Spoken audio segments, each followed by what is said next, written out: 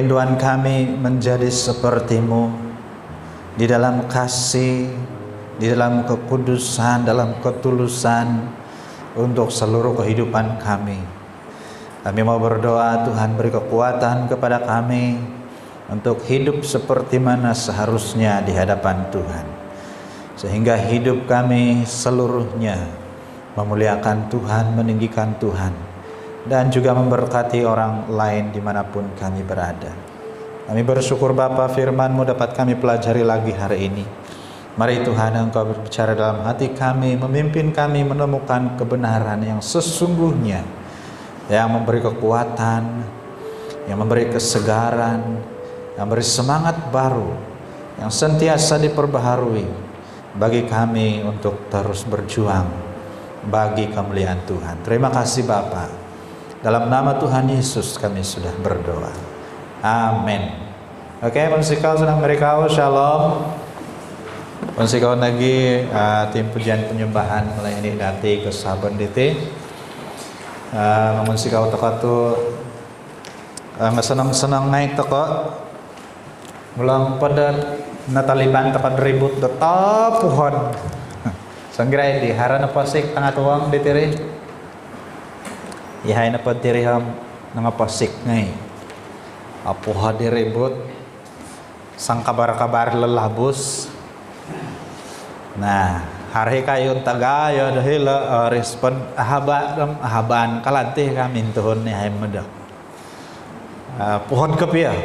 Sarau-sarau kono pa salinaid dahay dihitig gauram irin paling tepuhon. Mahadad tadaw ko tatuang. Bersyukur tu ay sa nunu berlaku. Dan pasti takau kesabaran diti di sana kesimpanan karena Tuhan Yesus memelihara. Amin. Nah, pengangatan pun pedati demi singgilah da bersegi nerhingan da kesabaran diti. Masih pada tema di pembelajaran dati di minggu yang lalu di saya kesarau berbeza tetapi tidak berpecah. Berbeza tetapi tidak berpecah. Ngaku sabana pabayana tinga mangangata kudati dan belajar dalam konteks kehidupan kekeluargaan. Ya. Sebab kenapa nggak penting kerukunan, kesatuan dan isona keluarga. Sebab keluarga adalah asas kepada semua kelompok, kumpulan, community, gereja juga dibentuk oleh keluarga-keluarga. Atau bayana kudat gereja yang kuat, masyarakat yang kuat, community yang kuat, kampung yang kuat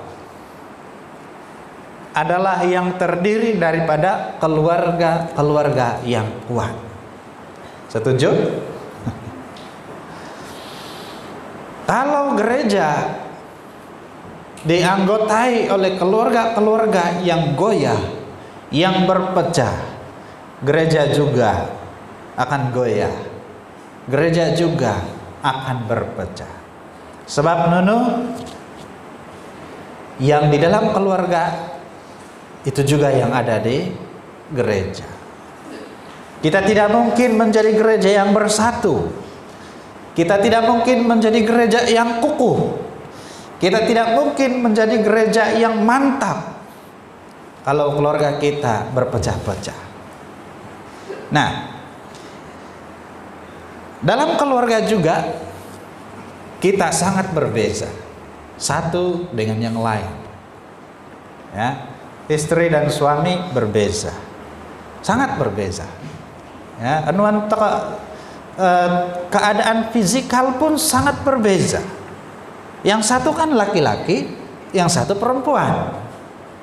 Berbeza, kayak dalam Alkitab dengan jelas menyatakan bahwa Allah menciptakan pada mulanya Allah menciptakan laki-laki dan perempuan. Jadi suami istri itu adalah laki-laki dan perempuan. Nggak zaman tuh karena petinan nanti ada suami laki-laki, istri pun laki-laki. Pengkorare. Itu sudah melanggar hukum Tuhan. Ya. Sebab tidak pernah Tuhan menciptakan sama-sama laki-laki baru cipta perempuan. Tetapi pada mulanya Allah menciptakan satu laki-laki, satu perempuan. Jadi berbeza. Karena perbezaan itu kita tahu yang mana laki-laki, yang mana perempuan. Betul? Nah, di sini ada yang tidak dapat dikenali. No kaya nah, paling pura kumamalhaw dia anti ke angkol kah? Sebab kenapa nggak tidak diketahui apakah dia itu laki-laki atau perempuan. Tidak dapat yang kada taka tertipu di angalawa di sampanau-panau.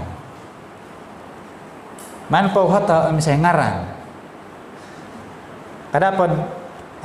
Kada taka palawa dat hai miss kah? Tuh mana tahu dan hai miss kan? Hai kah?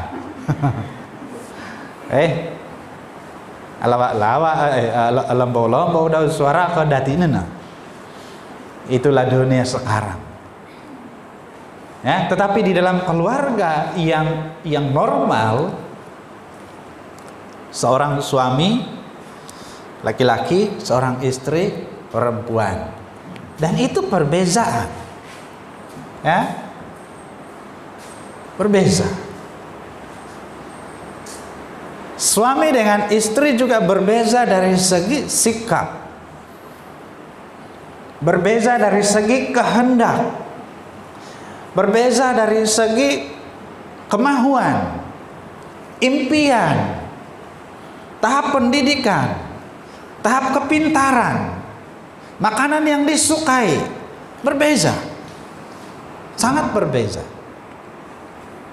Saya dan istri saya berbeza, tapi pasal durian kami sama-sama.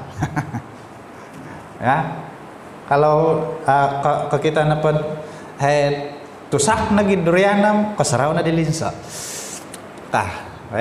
Itu kami punya kesamaan.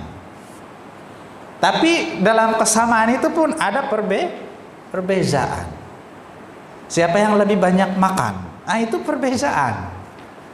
Yang satu boleh makan 1 kilogram, yang satu mungkin 800 gram, atau mungkin 1,5 kilogram kalau kuat makan. Nah, itu kelihatan perbezaan yang untuk apa dipikirkan, itu biasalah, makan itu kan mengikut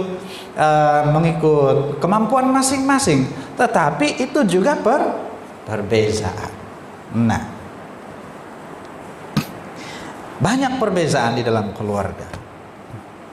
Jadi di dalam perbezaan seperti ini bukan mudah untuk menjadi satu, ya. Jadi perlu kerja keras, perlu usaha.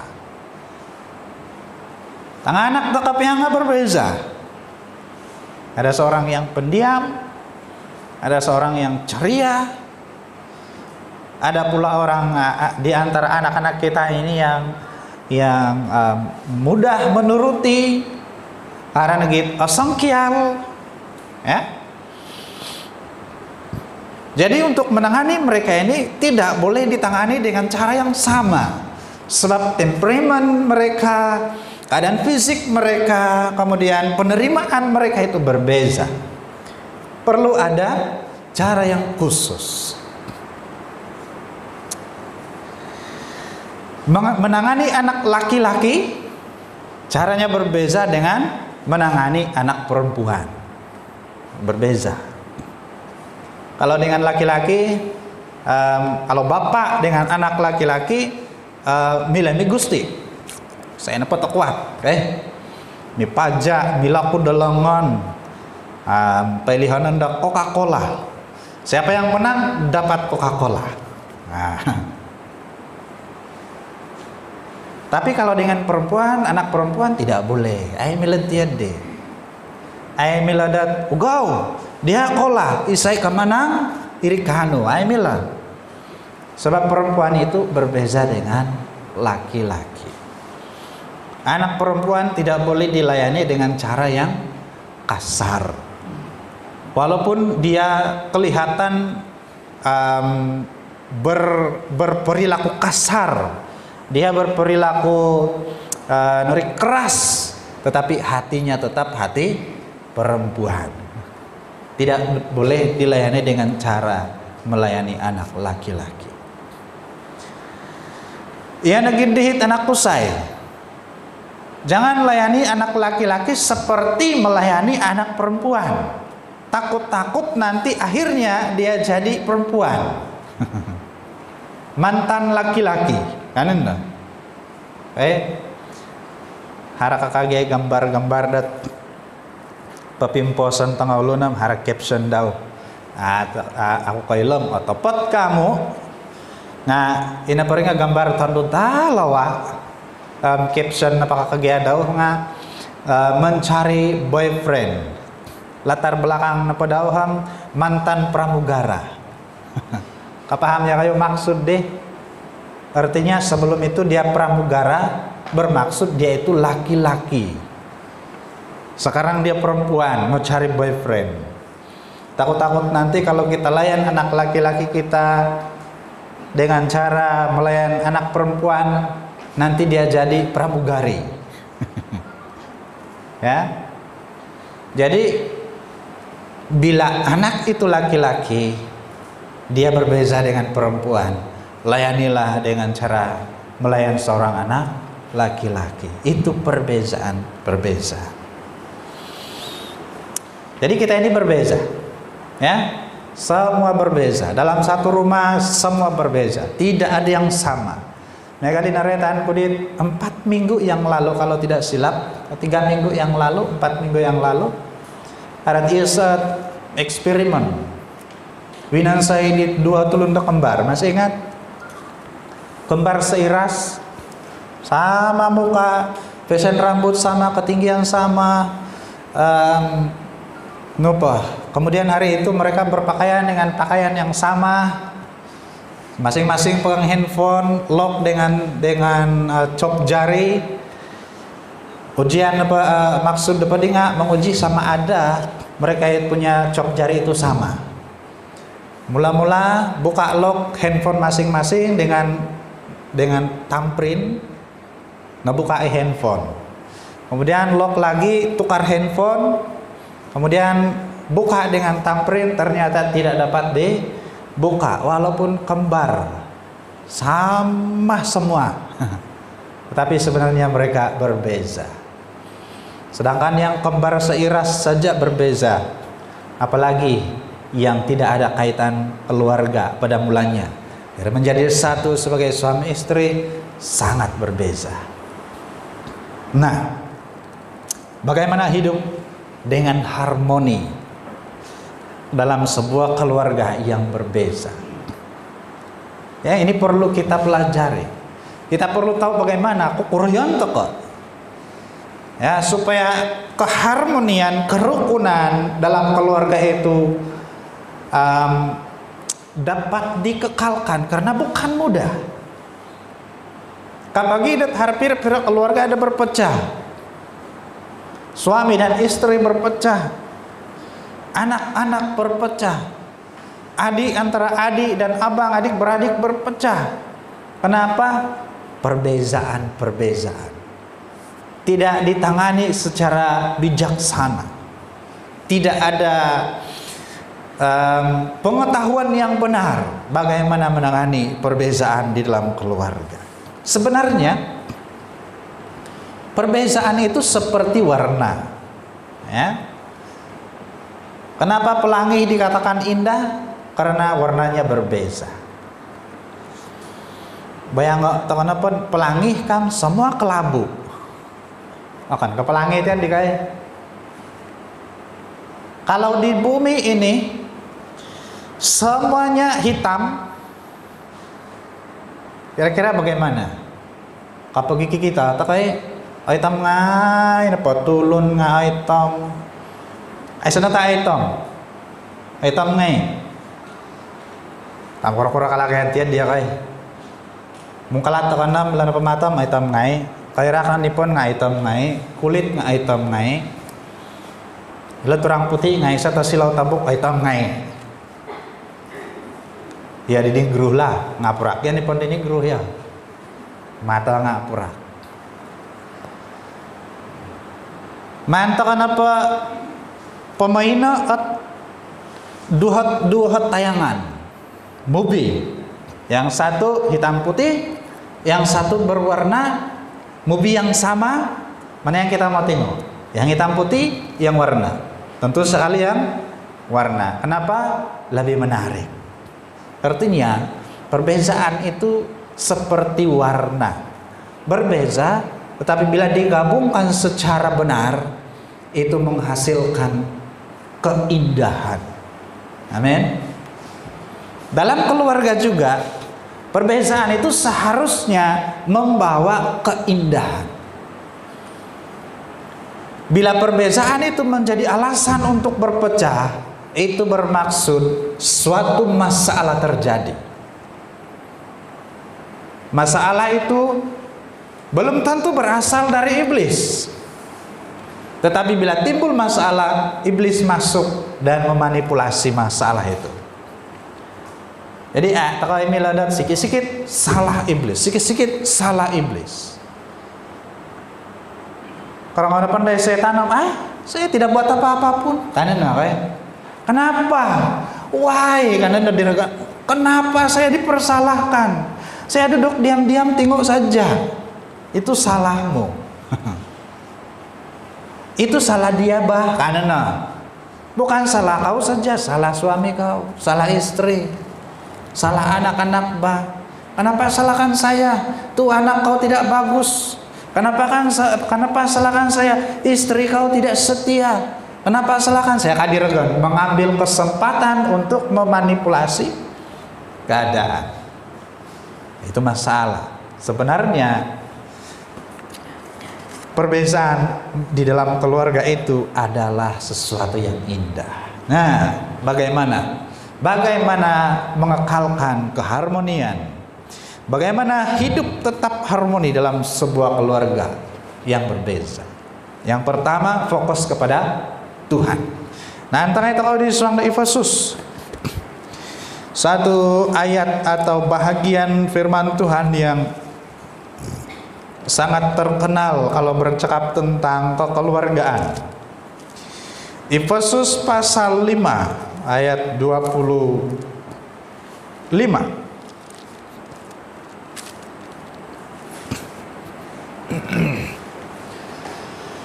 Efesus pasal 5 ayat 25. Bereskah, hai suami, kasihilah istrimu sebagaimana Kristus telah mengasihi jemaat dan telah menyerahkan dirinya baginya.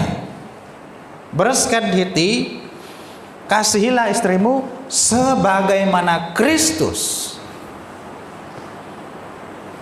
Jadi untuk mengekalkan sebuah keluarga itu tetap harmoni, harus fokus kepada Tuhan. Suami harus meneladani kasih Kristus.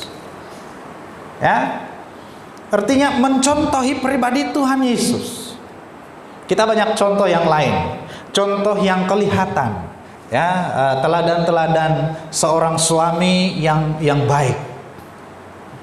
Kita boleh teladani beberapa orang, mungkin di kalangan kita atau orang-orang lain.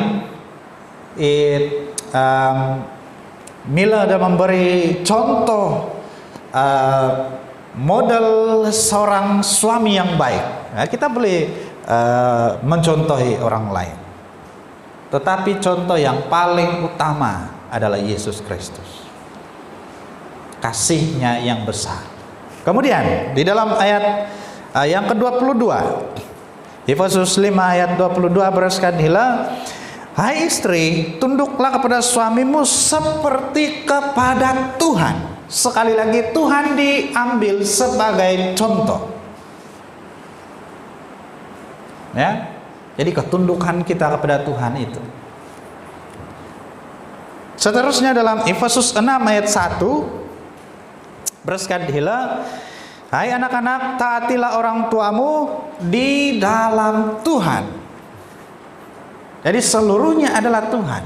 Dasar utama, dasar yang paling penting adalah Tuhan. Amin. Jadi keluarga yang mau hidup harmoni harus fokus kepada Tuhan, mengutamakan Tuhan, ya, menjadikan Tuhan sebagai role model, menjadikan Tuhan sebagai contoh, sebagai teladan dalam segala sesuatu. Nah, yang kedua, ya, sebelum itu fokus hidup kita adalah Tuhan. Saling mengasihi dan menghormati karena Tuhan, dan melakukan segala sesuatu seperti Tuhan melakukannya. Ya, maksudnya mengasihi dan menghormati karena Tuhan bermaksud pada saat kita tidak mampu mengasihi, sebab memang harut masa-masa tidak kepegiaduh atau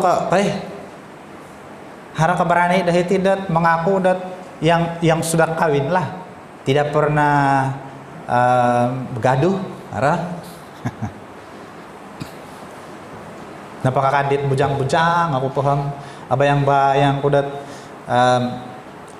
menengkiado so mabar apa menengkiado kah sebab kenapa ngait agak ya cinta deh ginawa. Kalau cinta yang begini kuat, kalau cinta yang begini besar, ya mustahil dat menengkiado kangku kekada sekali.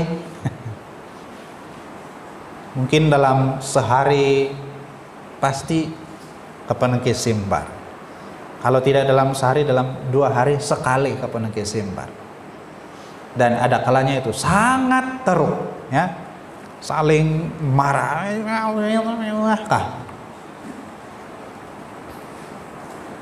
Jadi semua orang, semua keluarga pernah mengalami ini. Jadi dalam keadaan seperti itu, mengasihi itu kadang-kadang sukar, baik. Tetapi karena kita adalah orang yang percaya Tuhan, maka pada saat kita sukar mengasihi, kita tetap mengasihi bukan karena dia patut dikasihi saja, memang patut, ya, tetapi juga karena Tuhan, ya, karena Tuhan.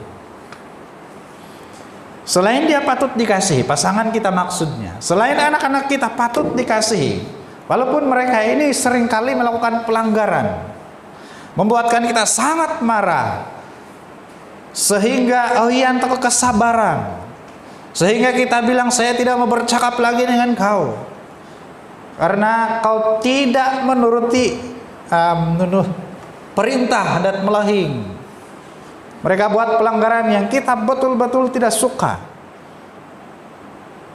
Mereka tetap patut dikasihi.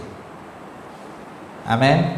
Bapak-bapak, ibu-ibu, siapapun anak kita, sebesar apapun pelanggaran mereka, sebesar apapun mereka sudah menyakiti hati kita, mereka tetap patut dikasihi.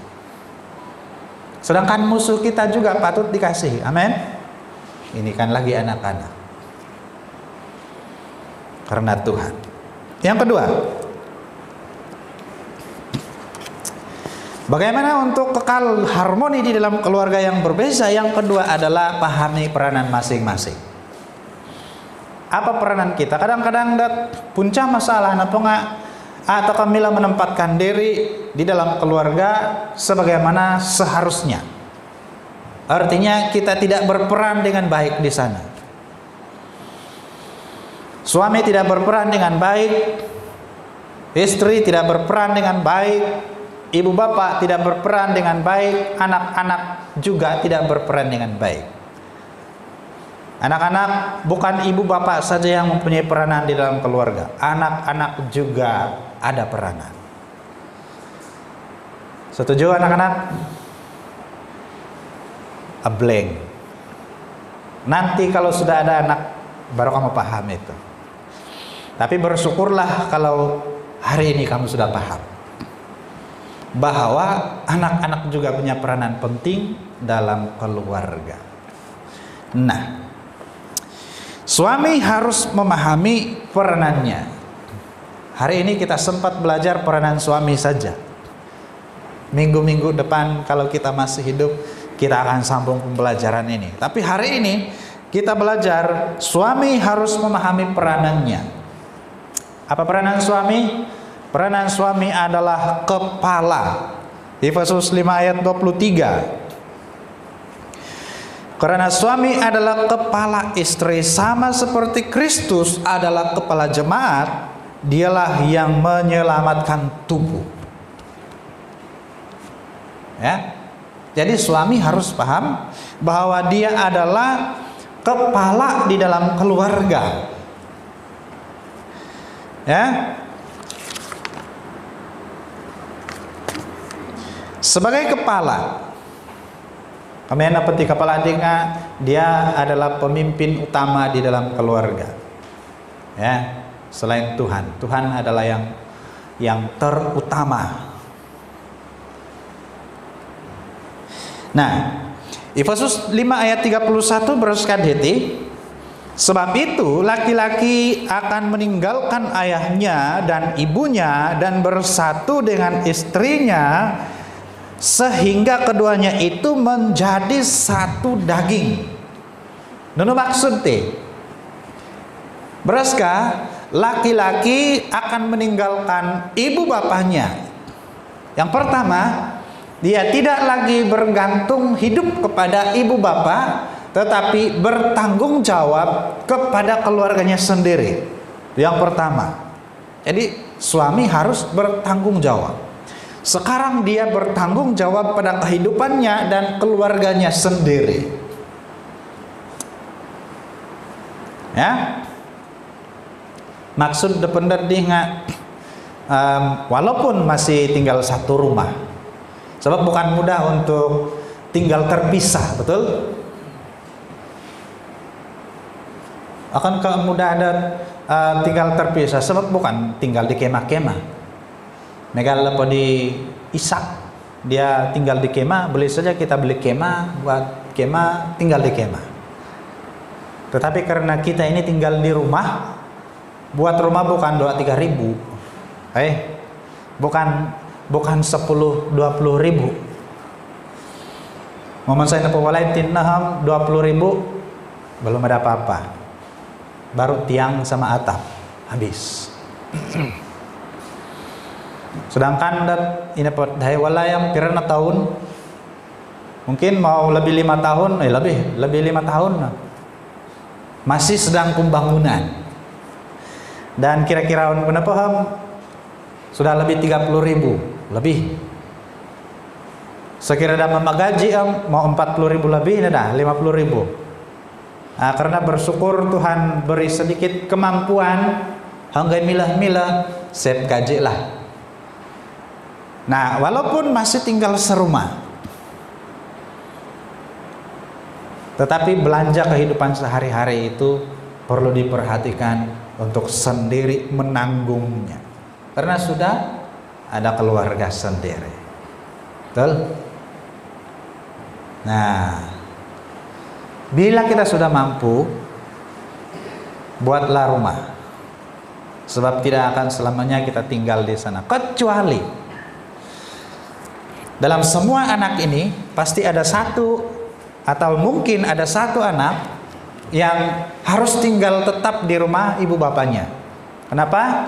Dialah yang bertanggung jawab menjaga apa nih, ke memelanja. Nah, ini apa memelanja mati diam semua anak, ya, semua anak yang belanja. Nah, inilah tanggung jawab anak-anak ini. Semua anak belanja, tetapi perlu ada seorang anak yang khusus untuk memperhatikannya setiap hari. Kan? Nah, jadi begitu. Dia harus ada di sana. Tidak pindah rumah, tidak apa-apa. Mungkin beres di tapak di mama itina pemati walai ti dia ayati iku mati patahakanku. Miletai saat tumongkos di walai kayak perlu ada seorang. Jadi tidak pindah tidak apa-apa. Tapi yang lain-lain itu yit'a nanuan demandat dat tumongkos di walai. Nah, perlulah berpikir ke depan. Amin.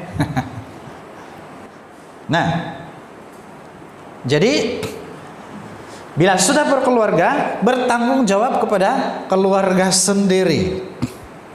Beras kewago di song rakyat diti, laki-laki akan meninggalkan ayahnya dan ibunya dan bersatu dengan istrinya. Bukan bersatu dengan istri dan keluarganya. Bersatu dengan istrinya maksudnya dia tinggalkan ibu bapaknya, mereka juga harus tinggalkan ibu bapak mentua untuk tinggal sendirian.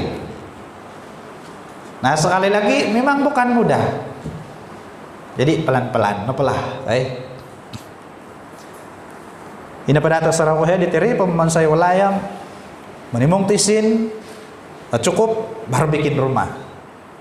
Hai kawan saya menimung ada keperluan apakai. Akhirnya dengan hikmat dan pinatahak dan Tuhan dilak keruhang, kita beli saja apa yang mampu dibelikan. Pertama beli zinc. Pira kalau ada packing zinc dahiri esa perkembangan. Nakora kumpul duit beli kayu. Sudah tuh beli kayu kasih berdiri. Esa nak ditisin naik apa beli kayu kumpul lagi dan begitulah sampai hari ini. Akhirnya ada rumah. Puji Tuhan. Kecuali kalau memang kita berkemampuan sekali bom saja rumah sampai berdiri 2-3 bulan sudah siap. Ya. Nah, tetapi tidak semua orang diberkati dengan cara itu. Jadi kita yang diberkati secara perlahan-lahan perlu hikmat ya dalam hal mensedwalai. So bersatu dengan istrinya sahaja, bukan istri dan mentua. Nah, akan meninggalkan kami Anda apa peduli itu akan kayak dimaksud di tiberas Tuhan. Nah, kita teruskan dalam Efesus 5 ayat 23. Nah, baca takana ditino karena suami adalah kepala istri, sama seperti Kristus adalah kepala jemaat.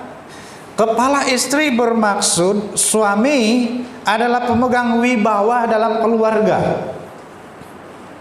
Jadi sebagai seorang suami, peganglah peranan sebagai orang yang berwibawa. Bimbing keluarga. Kemudian bila perlu ambillah keputusan. Kadang-kadang gati suami dia tidak uhota mama ada kayu tanya mami kan muhat nandai it sawa pengkurati pengkah tah dia anapelah Thailand kah. Untuk keadaan-keadaan tertentu mungkin boleh, tetapi kalau semua perkara begitu, mana peranan kita, wibawa kita sebagai suami? Nah, apa nindaka semilit alasan terhadap saya lah berwibawa, saya lah penguasa, saya punya keputusan semua. Ya, jangan ada yang lain. Itu keterlaluan juga. Wibawa bermaksud, wibawa seorang suami bermaksud bukan mengambil keputusan dalam segala sesuatu, tetapi dialah pemandu arah keluarga itu untuk menemukan titik persetujuan untuk banyak perkara. Ya, nah, miagali tengah pengarusi sesuatu badan. Itu bukan pengambil keputusan semata-mata, itu adalah pemuda cara bagi satu kumpulan itu untuk menemukan titik persetujuan kesepakatan dalam semua perkara. Kecuali untuk keadaan-keadaan tertentu, pengerusi itu boleh mengambil keputusan. Nah, itu kepimpinan hari ya, itu sepintas lalu. Nah, seterusnya laki-laki itu adalah seorang suami. Efesus 5:25, hai suami, kasihilah istrimu sebagaimana Kristus mengasihi jemaat dan telah menyerahkan dirinya. Peranan suami adalah mengasihi istri seperti Kristus mengasihi jemaatnya. Itu bukan mudah. Itu bukan sekadar oh I love you. Bangun pagi kemudian peluk istri I love you. Itu bukan sekadar seperti itu. Itu penting juga ya, suami-suami. Sekali-sekala lah ucapkan. Ngakadain dadat, oh rubah om, I love you. Kalabus dahirin tanda sam, I love you. Atau warnan dahit, nilai dit I love you dat ya kepian dia. Kemudian istri pun rimas. Ah ini betul kan? Jangan-jangan ada sesuatu ini, kan? Tetapi mengasihi istri lebih kepada menyerahkan diri, menyerahkan hidup. Itu beraskan hila sama seperti Kristus, sebagaimana Kristus telah mengasihi jemaat dan telah menyerahkan dirinya. Menyerahkan diri bermaksud berkomitmen kepada istri. Akankah berkomitmen di dalam cinta namati? Komitmen di dalam melayani istri, komitmen di dalam melakukan perkara-perkara yang perlu untuk istri, komitmen dalam banyak perkara lah, ya. Komitmen di dalam persetujuan juga. Kalau kita sudah bersetuju begini, komitmenlah di dalam sana. Apabila perlu perubahan, bincang dulu, baru ada perubahan. Kemudian seterusnya ayat DT 26 untuk menguduskannya sesudah ia menyucikannya dengan memandikannya dengan air dan firman. Ini tindakan Kristus, menguduskan. Apa tindakan kita terhadap istri? Menguduskan sama maksudnya dengan mengkhususkan hanya dia saja. Jangan ada lagi yang lain. Amin istri-istri. Aisyah amin koi. Bayan apa lah atuh?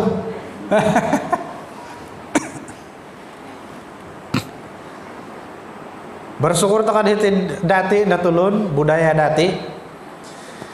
Sebab jarang-jarang aku kerongau dat harhat perselingkuhan. Kalau di tempat-tempat lain akan apa ke jemaat biasa, pemimpin-pemimpin gereja, para penatua, para hamba-hamba Tuhan, ada yang selingkuh di Indonesia. Curang. Sudah ada istri, sudah ada suami, masih ada yang lain. Jadi ini sebab dan selalu ditekankan di dalam pengajaran-pengajaran firman di tempat-tempat lain karena banyak terjadi. Tetapi di sini kita puji Tuhan karena itu jarang terjadi. Tetapi yang di pikiran itu kita tidak tahu. Betul? Istri ada di sebelah kiri, pikirannya di sebelah kanan. Wah. Walaupun kita berpikir-pikir begitu saja, tetapi serhot kono pemikiran-pemikiran yang seperti itu pun mempengaruhi hati perasaan kita terhadap istri. Kalau kita biarkan pemikiran kita seperti itu akan memudarkan cinta. Kenapa? Karena kita lebih banyak pikir si pramugari, si mantan pramugara. Tiada rotan akar pun jadi. Karena yang penting dia. Nah. Jadi itu masalah. Akhirnya pemikiran yang seperti itu selalu kesana memudarkan cinta kita kepada istri atau suami. Jadi menguduskan artinya khususkan hanya dia saja. Amin istri. Aisyah saya amin. Ndak harangnya deh. Nah, kita teruskan. Seterusnya ayat 27 berkata, supaya dengan demikian ia menempatkan jemaat di hadapan dirinya dengan cemerlang, tanpa cacat atau korut atau yang serupa itu, tetapi supaya jemaat kudus dan tidak bercela. Benarkah jemaat ini tidak bercela di hadapan Tuhan? Bercela. Ya. Tetapi Kristus tetap menempatkan jemaat di depannya sebagai yang tidak bercela. Maksudnya dia tidak memperhitungkan kelemahan-kelemahan kita, tidak memperhitungkan pelanggaran-pelanggaran kita. Dia mengampuni. Artinya suami juga harus begitu. Istri ada kelemahan? Ada. Berapa kelemahan? Banyak. Kita mau sebut satu persatu, ada banyak, susah disebut. Kelemahan ini, kelemahan itu, ya. Sebagai suami yang mengasihi, kita tempatkan istri di hadapan kita sebagai pribadi yang cemerlang. Amin, suami-suami. Amin. Siapapun dia, apapun kelemahannya. Asal apa pembelajaran dati suatu masa yang lalu bereskan tokoh di pelajaran dati, kelemahan pasanganmu merupakan peluang bagi kita untuk terlibat di dalam kehidupannya. Masih ingat? Kalau seorang istri adalah seorang yang sempurna, yang langsung tiada kelemahan, untuk apa kita lagi di situ? Hanya sekadar suami, kan? Kita mau tolong dia, dia lebih mampu. Harna pot anwan dahi sawat, dia lebih tinggi. Ya, kita mau bercakap tentang ilmu, dia lebih pintar. Tidak ada cacat celah. Dulu nggak seragam, semua cantik, tidak ada lagi yang lemah-lemah di dalam tubuhnya. Semua sempurna. Nunu peperanan dati. Sana kayak sekadar berdiri lah. Akhirnya nanti kita ada di situ atau kita tiada di situ sama saja. Karena dia sebenarnya tidak perlu kita, dia sempurna. Tetapi karena istri kita ini lemah, ada kelemahan-kelemahannya, itulah peluang kita untuk terlibat sama di dalam hidupnya secara pribadi. Amin. Istri juga begitu. Bila ada suami punya kelemahan, itu kesempatan untuk terlibat di dalam hidupnya, itu tempat untuk kita berperan. Dan apabila di situ kelemahannya kita masuk di situ untuk memperbaiki atau membantu untuk menutup kelemahannya, sesuatu yang indah akan terjadi. Contoh, sekira dan udan takati seanipon depan tu atalang tengkura takkan mengirak. Okay. Kecuali hara abrani dia kali tambalot kud hara sangulun tambalot sumandak alawa lah ai sanipon daw nga ano yo malu-malu mengirak na pa ka ngayati na pa nga pasti kakek ada celah di sana. May takapagiwan saya gigi palsu. Katutupai pangirang alawan po kay biarpun gigi palsu tetap cantik. Karena celah itu sudah ditutupi. Kalau gigi itu sempurna, untuk apa gigi palsu? Betul?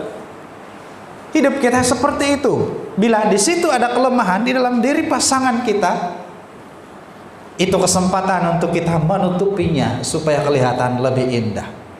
Kalau dia sempurna, untuk apa kita di situ? Kan? Nah, istri ada kelemahan? Ada. Tetapi kita suami-suami harus melihatnya menganggapnya, menempatkan dirinya sebagai pribadi yang cemerlang di hadapan kita dengan kelemahan-kelemahan yang dia ada. Selain itu, kita juga beri peluang, bahkan membantu dia mencapai impian-impiannya. Istri juga ada impian. Betul, istri-istri ada impian, mau jadi ini, mau jadi itu, mau dapat ini, mau dapat itu, ada seperti ini, kan? Dia berimpian supaya halamannya ada bunga begini banyak dan jenis-jenis bunga yang begini. Nu bunga tahangatin dah ya, nak talim-talim nu bunga hati-hati kai. Nunu padi, hah? Kalau mayok pemali.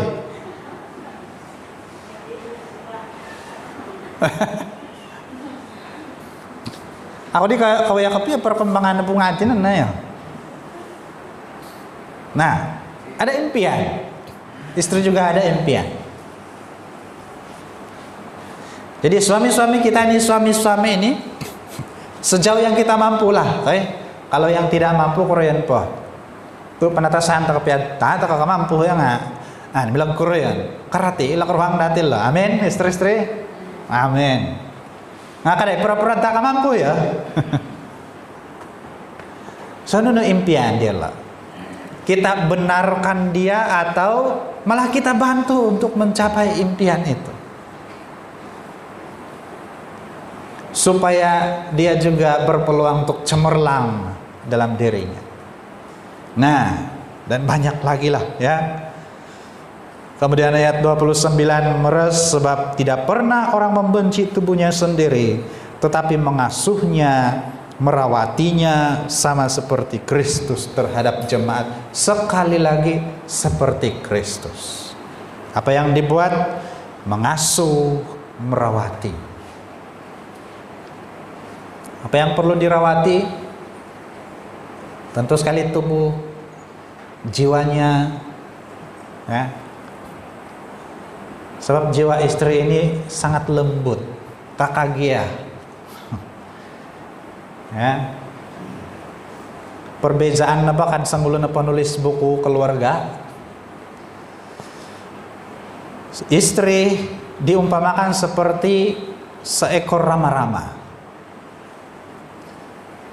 Tungan pada sebutir pasir, hidupnya akan sangat terpengaruh. Sementara laki-laki ini digambarkan seperti apa? Kerbau. Senginan piawatuh nggak? Dan kadang kopriman nih kerbau. Nah, pengkuradi kerbau melayani rama-rama. Susah Tetapi kita bersyukur kita ini bukan kerbau. Cuma dikatakan seakan-akan seperti kerbau. Kerbau tidak boleh belajar, walaupun boleh tetapi tidak terlalu banyak perkembangan. Puji Tuhan kita boleh belajar. Kita suami-suami boleh belajar. Belajarlah untuk mengasihi istri, merawati emosi istri. Saya pernah baca satu buku. Arti kisah itu apa tinggal kisah dat mikarohang misa sawa.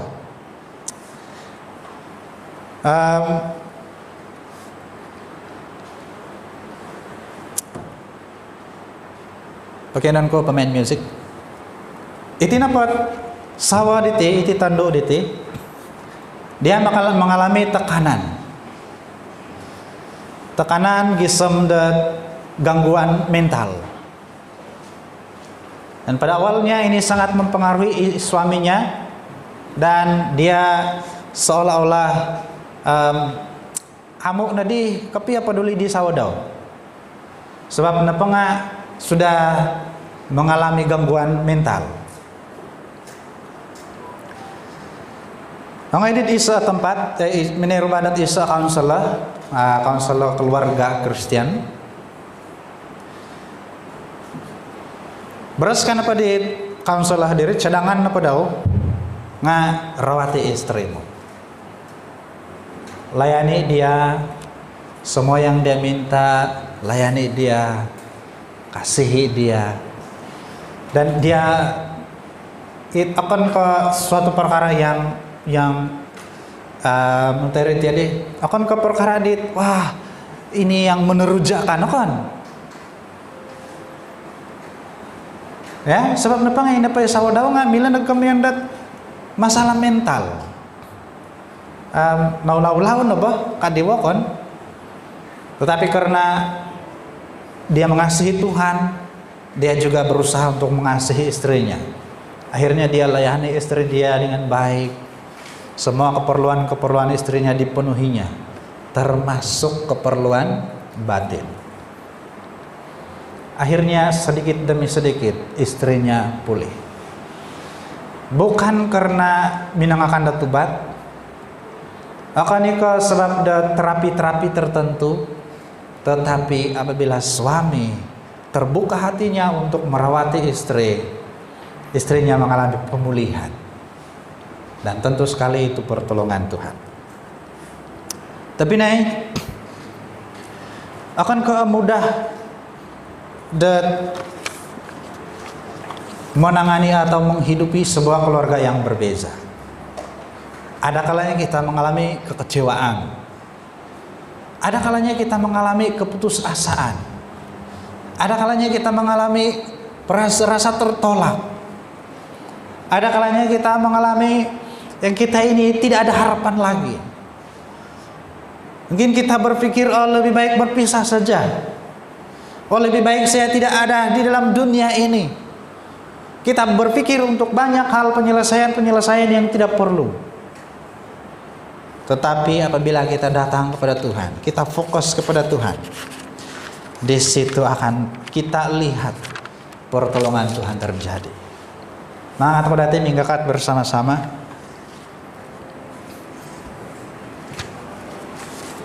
Kita sembah Tuhan. Kita saling meneguhkan, kita saling menguatkan melalui lagu ini.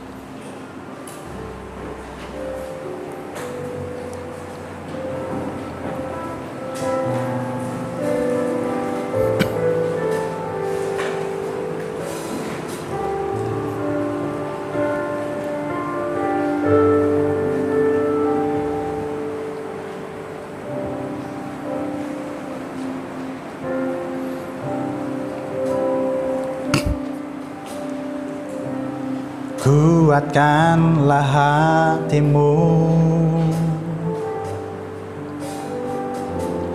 lewati setiap persoalan.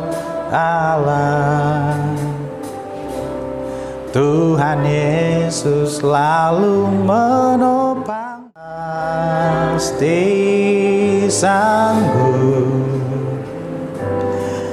Tangannya takkan terlambat untuk mengangkatmu. Tuhan pasti sanggup. Percayalah,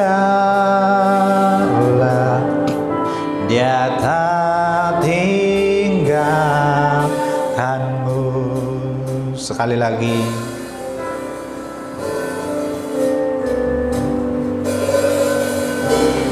Kuatkanlah hatimu, lewati setiap persoalan.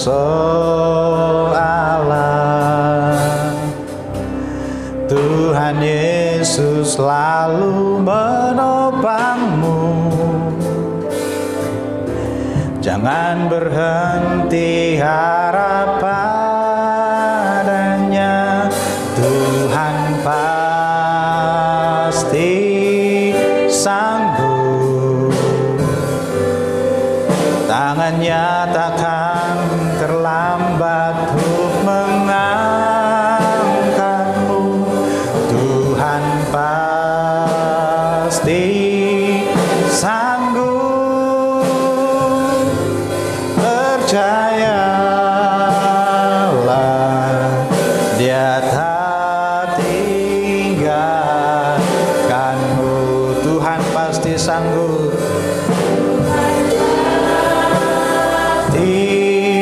sanggup.